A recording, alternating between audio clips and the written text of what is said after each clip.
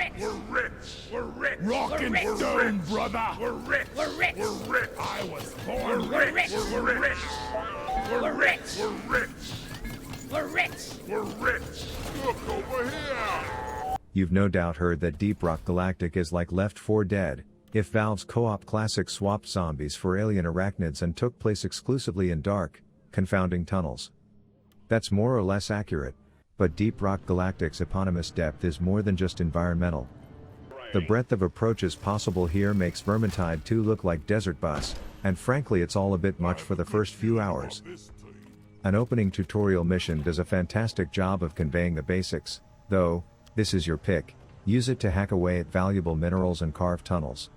I found Deep Rock Galactic to be incredible. It's a clever game that is a ton of fun, and I enjoyed myself. There was a lot of hype about this game, and I finally picked it up and had an excellent time. And yet I struggle to judge it. Deep Rock Galactic is worth the purchase in my case. 3 friends and I tried it out during a free weekend. We had a great time. We all picked it up after that weekend session and played quite a few more sessions since, and we had a lot of fun with the game every time.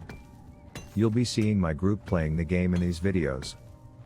So Deep Rock Galactic is a fun game, we're having a blast, we've enjoyed ourselves multiple times, that should be an easy game to review, right?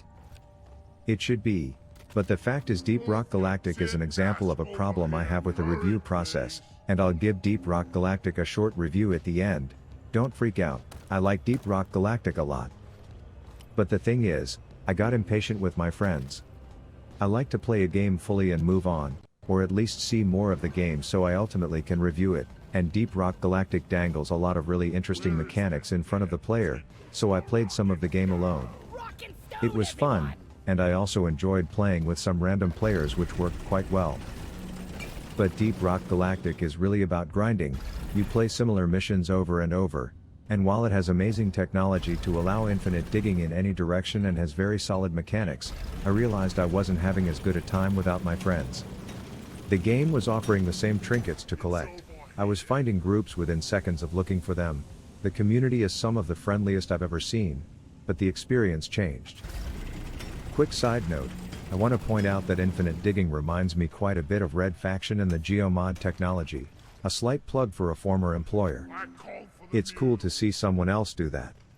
There was a time I thought I'd never see anything like this again, so that's awesome. Side note over.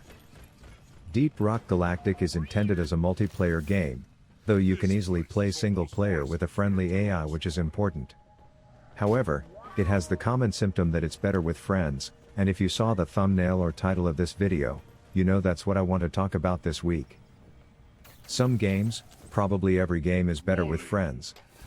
That's not a controversial statement, and I think it's one that quite a few companies understand and promote.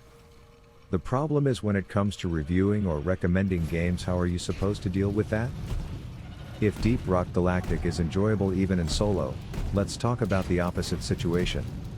Wolfenstein Youngblood, aka why am I playing this again? The thing is, there's a lot wrong with Wolfenstein Youngblood.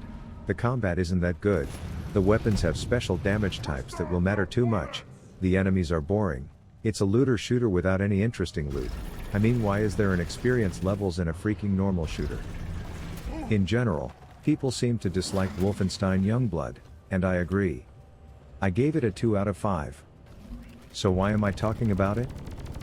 Well, some people like it, and of course people are entitled to their own opinion, but I dug into why, and the few people I discussed it with gave me a chance to understand their point of view. In Wolfenstein Youngblood's case, the answer seemed to be, people who enjoyed the game, played it in co-opus 100% of the time, with very close friends. That doesn't mean that people who hated Wolfenstein didn't play it with close friends, but the fact that their partner was their friend, must have had some important effect. And if this was the only game where this happened, I wouldn't talk about it, but it's not.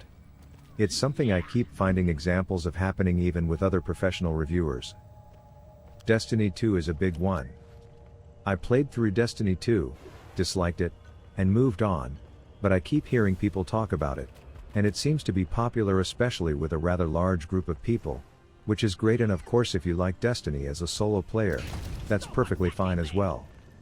This topic isn't my opinion is right, it's a bigger piece than that.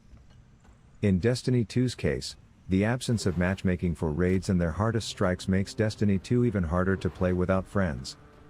There are options and clans and other things, but ultimately Destiny 2 is a game that is far better with friends, whether they are friends you met playing Destiny or friends from outside of Destiny. There's a litany of games that this is true for. Such as Risk of Rain 2, a game my group played before Deep Rock Galactic, and is a particularly good roguelite. Left 4 Dead is far better if you play with other people, especially a friend group. Borderlands Anthem, Avengers, The Division, all of these games work far better if you're playing with a pre-existing group. Some of them are fine in single players, and some of them are Avengers and Anthem. We can also expand this to other games as well. Binding of Isaac Repentance just came out, and on launch day, I played a game with a group of 3 of us. It was a blast.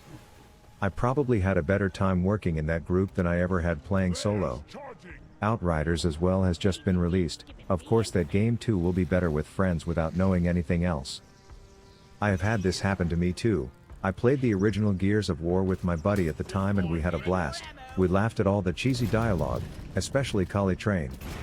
I remember both of us shouting to each other and helping each other out through the game, and we had a really fun time. It was a great game. I recommended it to other people.